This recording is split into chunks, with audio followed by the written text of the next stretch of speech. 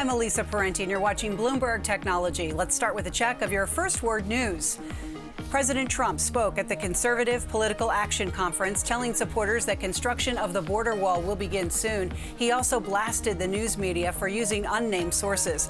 Trump told conservative activists there'll be no more big multinational trade deals and promised to take a tougher line on trade. 7 GOP governors are calling for changes to Medicaid. They are also urging Washington not to scrap Obamacare without a viable alternative. The AP reports they want Congress to adopt an alternative to change Medicaid from an open-ended federal entitlement to a program designed by each state. They present the proposal Saturday. Authorities have cleared the last holdouts from a Dakota Access Pipeline protest camp in North Dakota. But there's tons of debris to be cleared. A highway bridge remains closed and a court battle looming as hundreds of protesters remain in the area.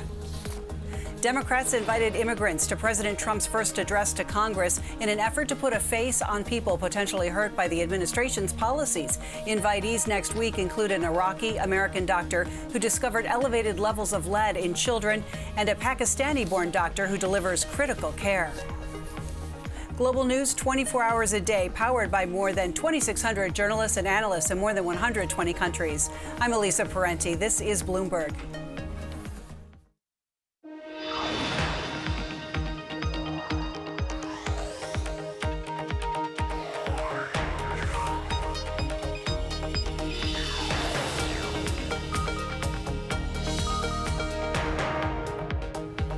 I'm Corey Johnson, and this is Bloomberg Technology. Coming up, Uber's bad week takes an ugly turn. The company accused of stealing intellectual property from Google, and it all unraveled with an accidentally CC'd email. We're going to tell you that story. Plus, after developing the Tesla Model S, Peter Rawlinson has a next act, inventing a new electric car. You got to see this cool ride. And Amazon arrives where no other streaming service has been before, an Oscar nomination. We'll talk about Amazon's ticket to Sunday's Oscars. But first, to the lead. A week began with one PR crisis for Uber, but it only got worse. Over the weekend, a former employee described a work environment of sexual harassment and discrimination. CEO Travis Kalanick quickly appointed a former U.S. Attorney General Eric Holder to lead an investigation. Board members were unhappy, of course, but Thursday, Alphabet's self-driving car unit Waymo filed a lawsuit against Uber, claiming it stole designs, which it discovered, get this, when Waymo was accidentally CC'd in an email. Bloomberg Technology reporter Eric Newcomer joins me. Eric, tell me about the email. Tell me what happened.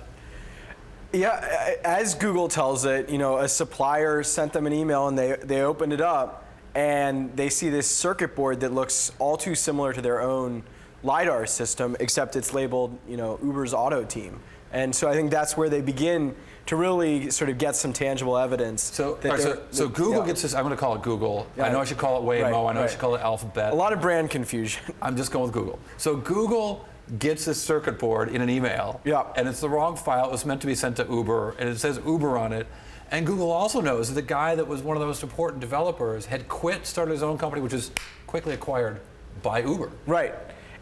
Anthony Lewandowski is now the man of the hour, and we learn a lot from this lawsuit that he talked to Uber before he even started Auto, and then as Google points out, Auto was the name of his startup. Exactly, yeah, his self-driving trucking startup, which is now sort of taken over all of Uber's autonomous vehicles team. They're in charge of the self-driving cars in Pittsburgh, the ones that were kicked out of San Francisco, and all of that.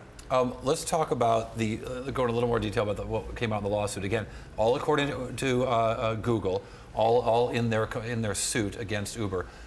They talk about this wasn't a case of documents being backed up or they were on a USB drive. This was a lot weirder than that. Right. The picture that they paint is much more intentional. This is Anthony going in, downloading 14,000 files onto his hard drive, and then taking those with him, then changing the operating system to effectively reformat the drive so that all the evidence is destroyed. The accusation is he's got a company laptop. Yep. He brings in an external drive. Yep. He pulls a bunch of stuff onto the external drive, right, disconnects the drive, and then downloads a new operating system onto the laptop to erase all traces of this. Because if there's any company in the world you can fool about technology, it's Google. Right. And then he, for some reason unclear, he stops using that particular laptop and moves on to some other ones. But that's the case. And these designs, Google spent hundreds, I can't even, many thousands of man hours sort of putting together all these different designs. I love that they talk about the sort of unused designs, the ones that sort of they went down the wrong path and learned that was the wrong way. Right, symphony helped lead you to his great work. Exactly. Let's talk a little bit about LiDAR. LiDAR is not relating to a polygraph machine in this case. It's referring to something akin to radar, but radar using lasers. Right. These are the lasers that the self-driving car sort of sends out to get its picture of the world. And Google, did some work to figure out its own way to sort of sense where everything was and position, the tree, the dog running across the street, all that, so that they would have an advantage over other self-driving car makers. And lots of companies are using LiDAR, or trying to use LiDAR. We're going to have a company later in the show that's using LiDAR in their, at least, I don't know if you're going to call it autonomous, but at least easier to drive car with all sorts of tools in it.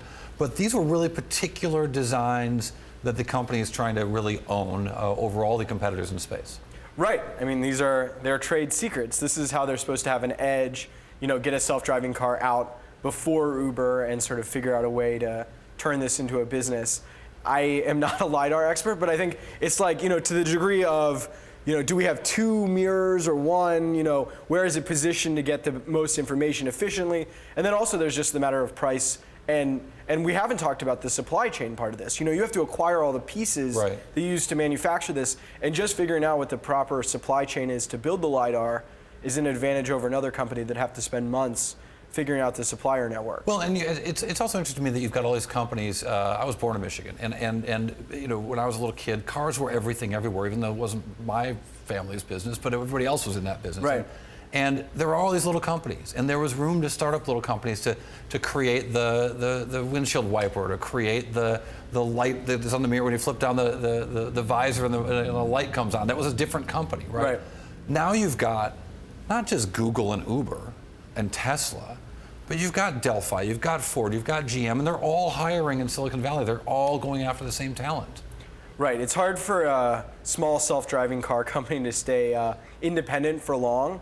I mean, I think what's interesting here, we don't really think of Uber as a small startup anymore, but I think if this were a traditional patent case, people would be sort of much more disturbed that Google was going after Uber for trying to make moves. But I think what's crazy here is that it's a true trade secret case. It's an employee stealing what Google alleges are trade secrets. And yet, doesn't Google have an investment in Uber, as I recall? Right, one of the biggest investors. So one of the biggest owners of Uber stock is suing Uber for stealing its trade secrets. And furthermore, Uber uses Google Maps, or has traditionally used Google Maps. I don't know what the involvement is there still. Right, Uber is still pretty reliant on Google's Maps, though trying to move away from them. I mean, sort of a frenemies turned into pure enemies situation at this point. And again, on the heels of this Eric Holder situation, the heels of Eric Holder, that's not the important part. The important part is the notion of a culture of sexual harassment and a notion of a place that rewards performance over fairness. Whether it's, the suggestion here is that it's run amok, that you've got a woman who's being harassed, according to her, by her boss, and they say her boss is and she's told you, sorry, your boss is a high performer. An employee who's accused of stealing trade secrets, and Uber doesn't fire the person. Instead, they say, we'll take a look at this, but they end up getting sued. The suggestion is the ends justifies the means. Well, and I don't know if that's fair, but that's what this all looks like. Yeah, I mean, I think, they're two very different cases. On the HR side, Uber's owning it, they're investigating it, they're trying to figure out what's going on and how culpable they are. And, Eric Holder is insisting that he is independent and has the full prerogative to question everything in the company. On the self-driving car part, Uber, is defending itself and saying, they didn't do anything wrong here, this is a crazy lawsuit, we're going to fight this in court. So I think the response and the situation are very different in the two cases. I mean, Uber's a big swinging company. I mean, they go after things in a very different way.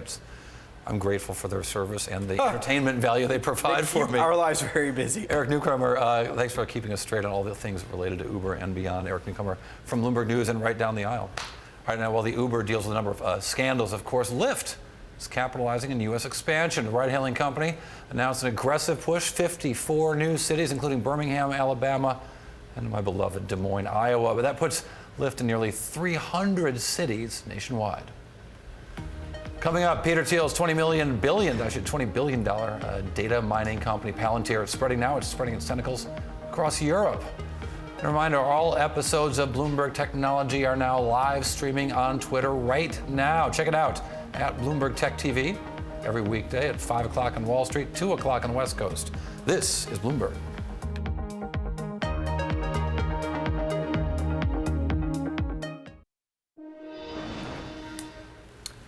Well, the FCC put some strict rules on Charter Communications in its Time Warner Cable acquisition. Now, the new FCC chairman, Ajit Pai, is looking to ease those requirements, which might be disconcerting to people who thought that they were necessary. The FCC had demanded that Charter build broadband connections to 2 million new locations, including 1 million in places already serviced by competing providers, I should say, who are also compelling. But according to FCC official familiar with the plan, Pai now wants to undo that. He wants to drop part of that requirement the company already agreed to. A Cowen analyst today said the move shows that Pai may seek to revise or eliminate other conditions imposed on Charter as well.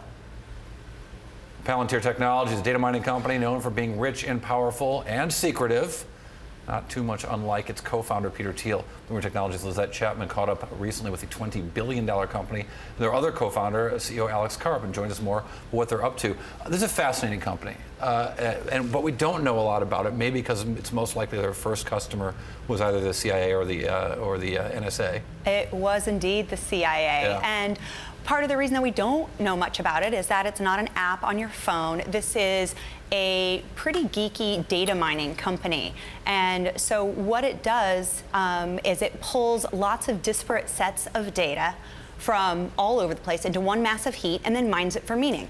Now, what that means, the net result really depends on who's using it and for what purposes. They've got government, customers, and they've also got a bunch of commercial ones more recently. The story the company tells about itself is meant to sound, it seems to me, like Oracle. Oracle's first customer was the CIA. Oracle was the first company put to create databases on a massive scale as they did, and then went on to sell to corporate America and become the backbone of every company from the CIA to companies like Bloomberg that use Oracle to organize all their data. This seems like it's the secondary notion of that now you've got all this data, just throw it in there and Palantir can figure out what it all means. Right, a little different insofar that what Palantir really sells is not so much the databases and the storage, which is now a commodity. Right.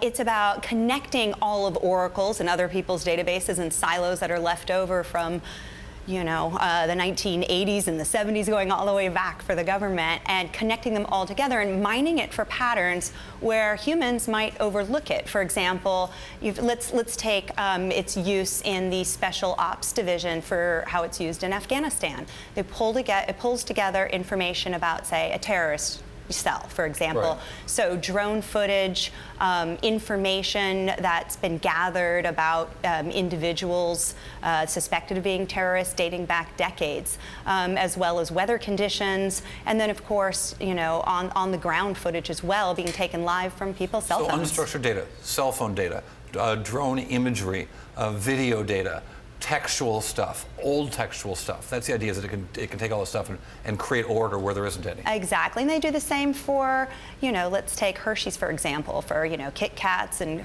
Kisses, figuring out who's buying it, how much, where, what the weather's like when sales are great, how does that track with, marketing spends and, advertising and even placements on end caps, for example. So now look at Europe. Europe. So they've been growing like gangbusters there. They've actually tripled their business there every year for the past 3 years. And in large part because of that growth, they're on track to be profitable this year. And to that, is this real? Here's what I wonder about this. I mean, we don't know. Right? We haven't used it. I haven't used it. We hear about these things, but I just wonder how easy this stuff is to use. I can't think of any great technology that I've heard about and read about and even reported on until I find out I actually use the thing. I'm like, wow, it's impossible to do your expenses with this program.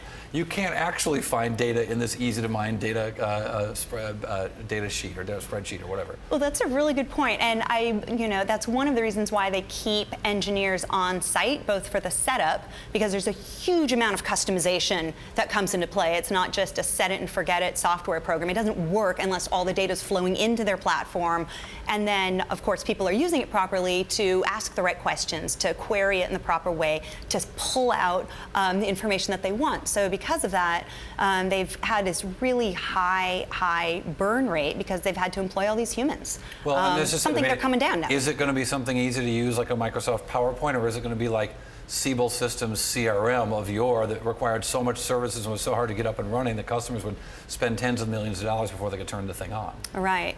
Well, that depends on the customer's expertise as well as how well the training goes and the like.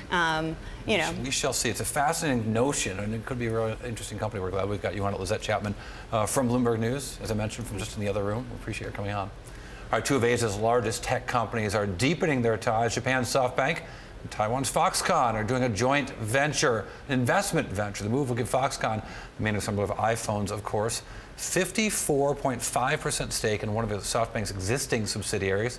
They're spending $600 million to do it. This comes as both groups step up investments in the technology sector and consider expansion in the United States. The deal reportedly expected to take effect on the 1st of March. A stock we're watching, Hewlett-Packard Enterprise. We talked about it last night, the biggest share plunge since October of 2015. At the same time, the company officially announced a split into HPQ and HPE. HPE cutting its full-year forecast, saying costs are higher than they thought, currency worse than they thought, cloud rivals being more aggressive than they thought, and CEO Meg Whitman saying she pushed some executives too hard while the company works to free itself from some crummy businesses and looks for better businesses to grow in. All right, coming up, fintech industry advancing, big banks, tech startups facing off. We'll explain. This is Bloomberg.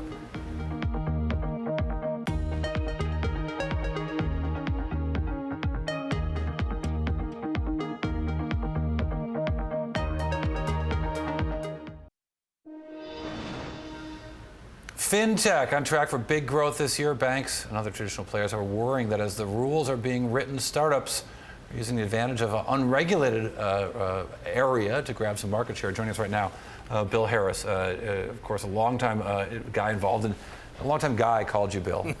Well, I am. CEO of Personal Capital. I've been a guy for a long time too. Hey, really interesting times right now where you've got companies like JP Morgan talking about using consumer data, using all the data they can get from their customers to try to offer new financial products, and some concerns from some of the overseeing authorities in D.C. about how personal information is being used. What do you make of this? Well, I think it's fascinating to watch, and if it wasn't so harmful, it would be kind of funny. But what we're seeing is a Texas two-step.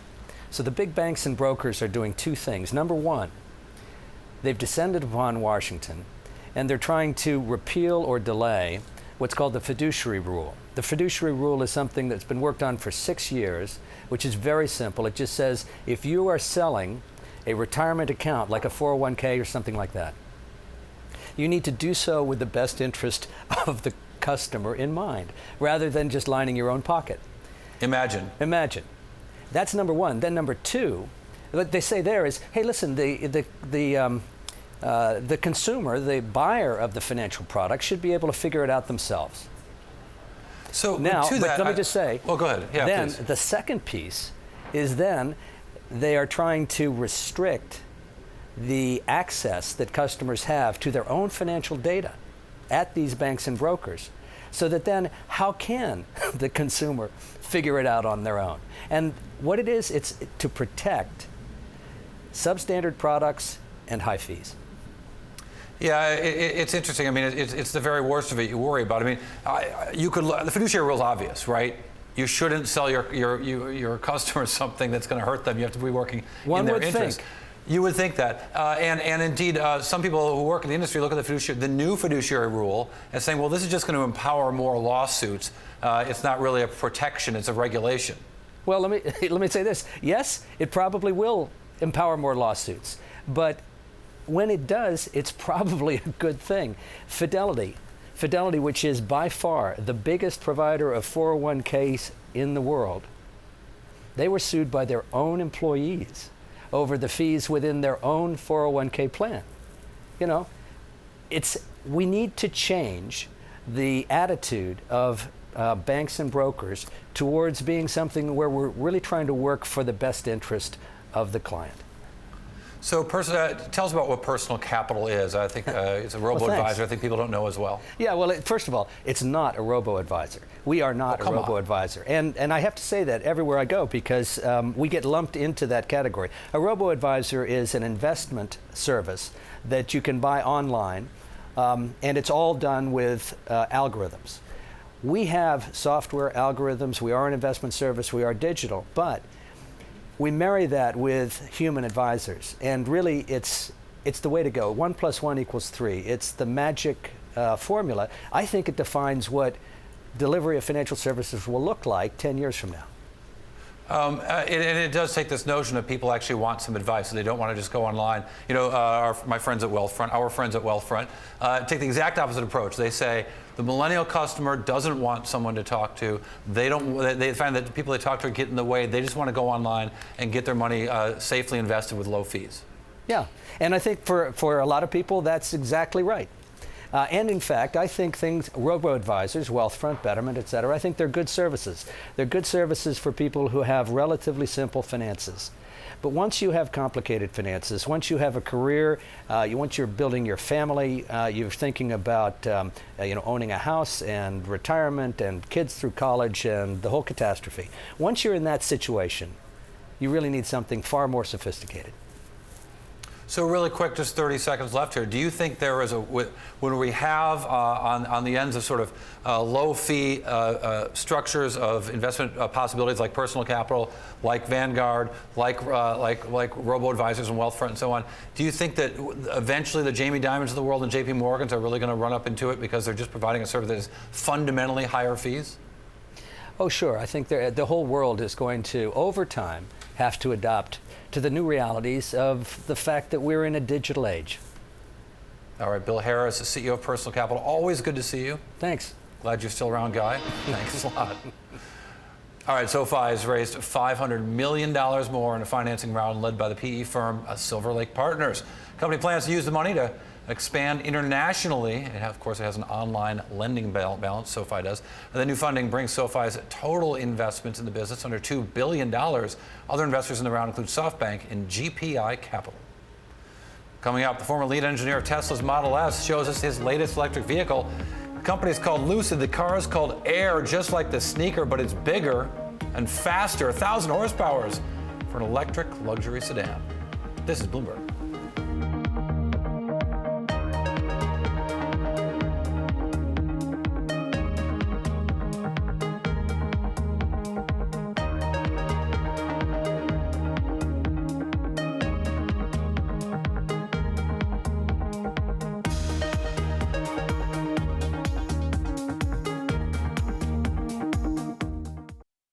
I'm Elisa Parenti, and you're watching Bloomberg Technology. Let's start with a check of your first word news. Ohio Governor John Kasich says there is no animosity between him and President Trump, his bitter rival during the GOP primaries. The governor says he shared his ideas on potential changes to former President Obama's health care law at a meeting with the president today. Ohio was among 31 states that expanded Medicaid under the law. President Trump says there'll be no more big multinational trade deals. In a speech to conservative activists, the president promised to take a tougher line on trade. We're going to make trade deals, but we're going to do one-on-one, and if they misbehave, we terminate the deal, and then they'll come back and we'll make a better deal. None of these big quagmire deals that are a disaster. Just take a look, by the way, take a look at NAFTA, one of the worst deals ever made by any country having to do with economic development. President Trump also blasted the news media for using unnamed sources, and he promised to start building a wall between the U.S. and Mexico soon. The French Financial Prosecutor's Office has decided to open a judicial inquiry into parliamentary aid jobs that conservative presidential candidate Francois Fillon allegedly gave to family. The former frontrunner admits he hired his wife and children, but says the jobs were real and the practice was legal at the time. French presidential candidate Marine Le Pen is refusing to be questioned by police over a fake job scandal. Le Pen has rejected a non-binding summons from investigators. They're investigating her use of European parliamentary money to pay for party work. The International Olympics Committee is suggesting further adjustments are needed in the way Olympic hosts are chosen, saying the process produces too many losers. The changes could result in both the 2024 and 2028 Summer Games being awarded in September. Los Angeles and Paris are the remaining candidates from a list that originally began with 5 cities. In what could be a major break for comedian Bill Cosby, a judge ruled today that just one of the actor's several accusers can testify at his trial. The 79-year-old TV star is set to go on trial in June, accused of sexually assaulting a former Temple University employee in 2004. In Asia, Malaysia says that a chemical weapon used to kill the exiled half-brother of North Korean dictator Kim Jong-un. According to a preliminary report, VX nerve agent was found on the face and eyes of Kim Jong-nam. He was killed in Kuala Lumpur last week. Diplomats, colleagues, and relatives gathered in Moscow today to attend the funeral services for Vitaly Churkin, Russia's longtime ambassador to the United Nations. Global news 24 hours a day, powered by more than 2,600 journalists and analysts in more than 120 countries. I'm Elisa Parenti. This is Bloomberg.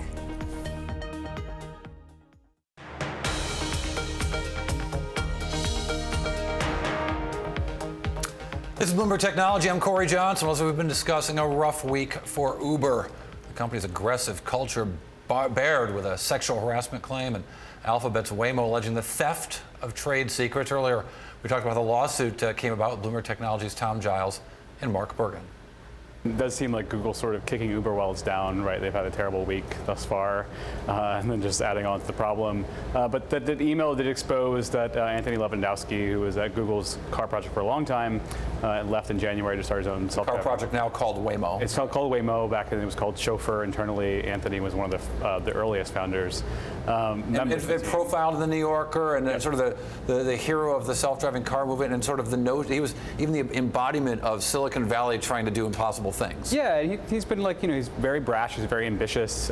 He started this when he was at the University of Berkeley. He started this robotics company called 510 at the area code, and was still sort of working on it at the side. It was doing some of the same LiDAR technology that now Waymo is accusing him of stealing and taking over to Uber. And LiDAR is like radar with lasers. Yeah, it's basically, it's incredibly valuable. Right now it's fairly expensive. I mean, the costs are coming down pretty dramatically. What does that mean, fairly expensive? I think that the Velodyne, which makes models, and I don't quote me on this, but $16,000. I think Google was paying upwards of to twice as much. Some of those like $64,000 for some of their original models. That's why autonomous vehicles. Some people say the timeline for that is so far away, is because to make them actually commercial, the equipment is very expensive. The costs are like the chip industry kind of going down and becoming commodified, which maybe that might be Uber's path here, is they could say, okay, fine, we're going to ditch all this stuff that Google, you said we've stolen, and we're just going to build our own LiDAR from scratch. But I'm sure, Tom Giles, a conversation happened where Google called up Uber and said, hey, what's up with this? You can't take our guy and all of his files. It took us years to develop this, and then suddenly you get one of our guys, and it took you just a matter of months.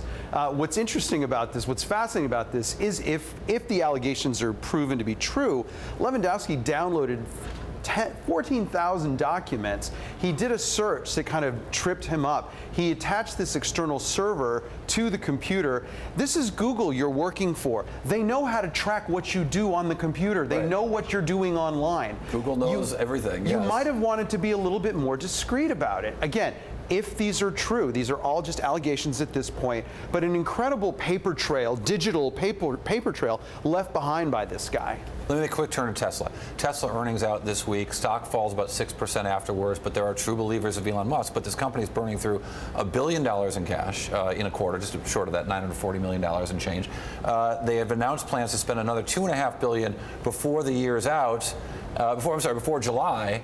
And even then, they've only got about $3 million left in the bank. That's not really a great sign, but the stock didn't get crushed too much. No, it's not looking like people are that concerned about the cash pile so much as just the product roadmap and the product. They've got these ambitious production goals. How much, how are those overly ambitious? I think that's a question. And there's still questions about the Solar City deal. That's Tom Giles, Bloomberg Technology editor, and Mark Bergen. All right, let's stick with Tesla and cars. What do you do after you create the Tesla Model S? Well, if you're Tesla's former lead engineer, Peter Rawlinson, you start your own car company. and you call it Lucid Motors. Check it out. The first Lucid car is the Air. It's electric, 1,000 horsepower, and slated for full production in 2 years. Rawlinson brought his first demo of the car right here to our studios, our Pier 3 studios here in San Francisco, to give us a peek. And I asked him about taking his experience from Tesla to start his own company. Well, the goal was to prove the viability of an electric car in the luxury sector and really show the benefits of going electric, to prove that it wasn't just possible, but actually an electric car could be superior to its existing internal combustion engine powered counterparts. Superior in what ways? In so many ways, in terms of tractability, instant torque, in comfort, in roominess, in so many dimensions which had not been really perceived possible up to the torque alone, like just that initial speed from the Tesla Model S, and from the Roadster for that matter too. Absolutely. Both had this fantastic pickup. Absolutely. The Roadster started proving that. It was transformative. It exploded this myth that an electric vehicle is more like a milk float or a golf cart. Right. Yeah. And yet the issues of sort of reliability, distance also started to loom really large there. Oh yeah, I mean, range anxiety has been a bugbear for EV, for the widespread adoption of electric vehicles for many years. So you take those learnings and then you create this Lucid. What am I seeing here? This is a beautiful car. Well, this is the next generation electric car. This is taking electrification to a whole new level and rewriting the rule book. And so, what do I see? What's very special about this? Well, so many things. I mean, if you look at the lighting system here, which is revolutionary and developed in-house, this is a micro lens array. Right. Instead of a conventional system, which is kind of inspired by the human eyes, right, we take inspiration from nature, from insect eyes. And each of these modules has 487 individual lenses. So we have nearly 10,000 micro lenses powering the lighting system. And this gives us significant advantages in terms of safety and efficiency. And it also transforms the look of the car. Well, it's really cool looking in the front, but also it seems that the glass goes really high. I know that Tesla and the Model X talked about this. I talked to Elon once about this, about sort of the difficulty of designing this. Sure. It gives you a better view, but it gives you more light hitting you in the face. Absolutely. Absolutely. The windshield wipers are an issue. Well, we're working on advanced coatings which can reduce the infrared transmitted and the ultraviolet down to about 1.5%. And we'll also have an electrochromic function in this. So I think that this gives the best of both worlds, and it gives an extraordinary airy feeling to driver and passenger alike, really synonymous with the name of the car, the Air. Right. So what is it that, when you look at this car, where in terms of sort of production, what's your schedule like for this? Okay, so this is an alpha prototype which we've beautified to make it look production representative. It's a driving car. It's one of our alpha fleet. We've got alphas running now. In a year's time, we'll have betas running. In 2 years' time, we go to production in 2019. What's your production expectation?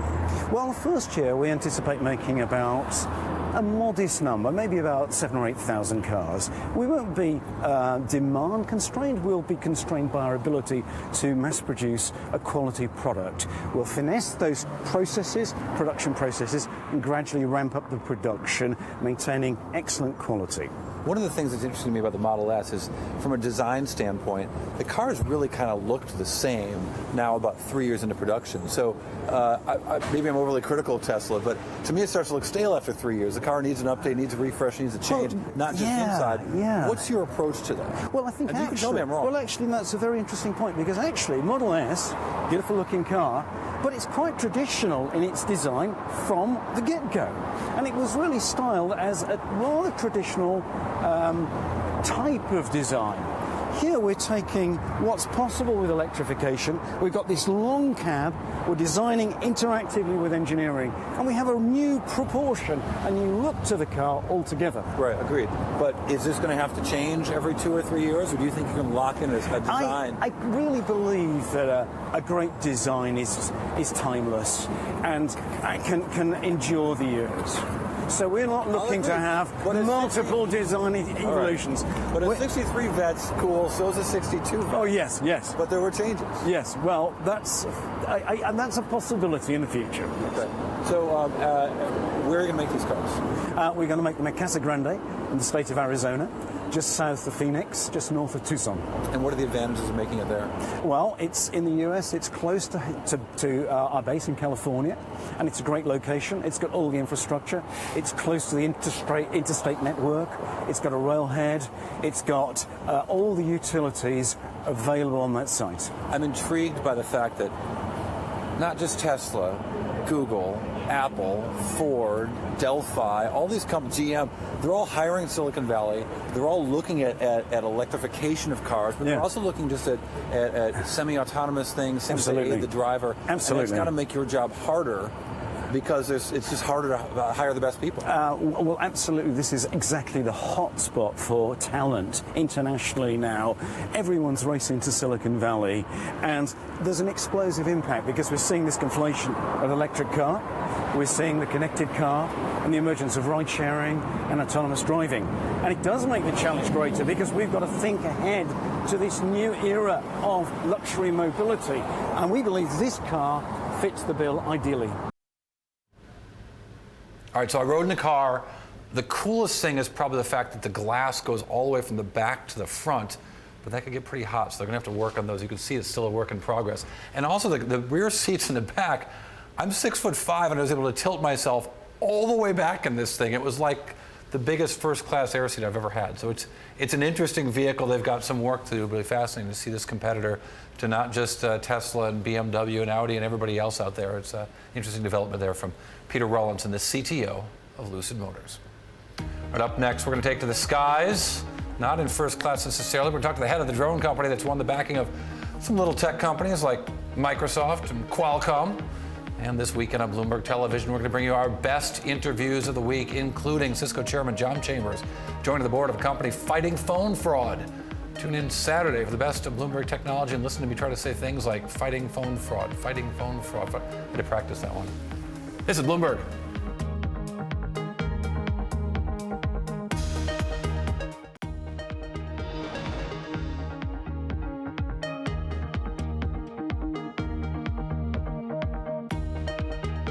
So pretty here in San Francisco. All right, well, we are waiting here in San Francisco and everywhere else. The Snap IPO, that's next week, but the company's not alone looking for a new IPO. A peer-to-peer lender, China Rapid Finance, looking to raise $100 million in a new IPO. In November, the company was valued at $1 billion in a private round. China Rapid Finance is one of China's largest players in the domestic online lending industry that's exploded in recent years. All right, now for an in-depth look at the drone industry. One company with sky-high ambitions, get it, drones sky-high. AirMap, an aerospace management platform for drones. $26 million in funding was recently led by Microsoft's venture capital arm, Qualcomm in there as well. AirMap CEO Ben Marcus with us from LA, and Bloomberg's Alan Levin, who joins us right now from DC. Let me start with you, Ben. What are you going to do with this new money? Well, how's your business going to change? Well, we're helping millions of drones navigate in the airspace today, but as the drone industry evolves from a largely recreational and enterprise business to a more consumer-focused business, we need more autonomy in these vehicles, and we're going to help more drones operate more autonomously in the airspace and also extend our services around the world. Yeah, so Alan, give me some context for this business. I know Ben could do it, but I'm sure you've got a different view of where these guys sit in the space, if you will. Well, right now, I think it's fair to say we're all kind of waiting on new regulations that'll allow this to happen. FAA's kind of opened the door. There are thousands, tens of thousands of people are now in this commercial space, but it's very limited. You can't fly over people. You can't do that kind of autonomous flight that we're just talking about. And so it's still kind of a work in progress. I was on vacation recently, and there were a bunch of tech geeks around, as happens, and there were so many drones and so many different kinds of drones, and it strikes me that this business, Ben, is going forward whether the regulation is going to be there or not. Well, there are already, as I said a moment ago, millions of drones operating today. Most of the use cases today are around aerial photography and videography. That started with people having fun, taking pictures and photos of their friends surfing or mountain biking or whatnot, and now moving to the enterprise, things like industrial inspection, cell phone towers, flame stacks at refineries, and so forth. There are myriad use cases that are already underway legally and safely. I wonder, Ben, further, if you see that there are going to be successful businesses making drones. It seems to me that the making of drones is a commodity business, but on the other hand, I saw this company Vantage Robotics recently, and their Snap drone that was really cool, and it was, it seemed to be head and shoulders above, again, no pun intended, but there it is, head and shoulders above a lot of competitors in terms of things like safety and ability to reassemble it once it crashes.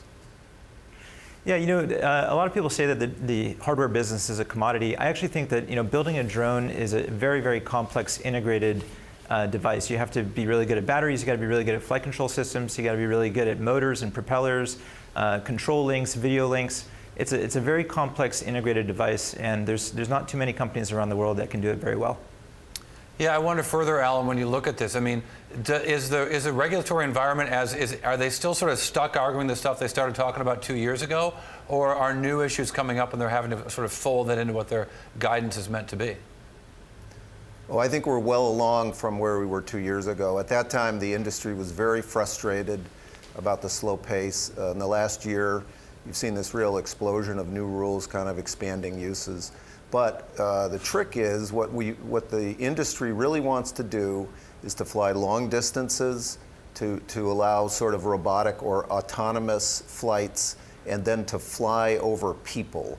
And the drone you just mentioned is sort of a good step on how to get there. If you can create a drone that sort of breaks apart if it hits the ground or a person, and therefore doesn't hurt them, that's the sort of technology they're looking for to try to expand this. So you've seen this Snap drone, Alan? I've heard it described. Okay. Do you have one? A drone? No, I do not. And in fact, D.C., where I live, they're not permitted anywhere near this area because of security concerns. Wait, our drone reporter doesn't have a drone? Oh man, we gotta get you to come visit. I'm ashamed. I'm sorry. I didn't mean to call you out in public here, but no, that just speaks to it, Ben. Right? I mean, that's kind of the problem you're trying to solve here, right? Is the management of multiple drones when they seem sort of unmanageable. Yeah, I think that there are practical solutions to a lot of these problems. One of the issues that was identified in trying to get drones to fly over people is that the law enforcement community was concerned that they may not be able to identify the operator of that drone remotely. There are some relatively simple solutions to that. They're available in different right-sized chunks depending upon the type and scenario of the operation. And I think once the industry can get around standards for those solutions and persuade the regulators that this is a safe way to operate, we'll be there. And I'm expecting that this rule will be evolved in the summertime, and we'll start to see more flights over people. And Ben, just 30 seconds. Besides the fact that you are awesome and that AirMap is awesome, what does it mean that Microsoft and Qualcomm are invested with you? Well, Microsoft is clearly a leading technology company in the world, especially around cloud computing, data, enterprise services. Qualcomm is looking at extending its mobile phone SoC into the autonomous drone. And so we're very excited to work with these technology partners to help bring about the future of unmanned aircraft in everybody's daily lives. It's cool stuff. AirMap CEO Ben Marcus, thank you. Alan Levin as well, thank you very much from Bloomberg News. We appreciate your work. All right, well, coming up, one tech titan is up. Not one, just two tech titans up for Academy Awards, 6 Academy Awards, in fact. We're going to talk about that next. This is Bloomberg.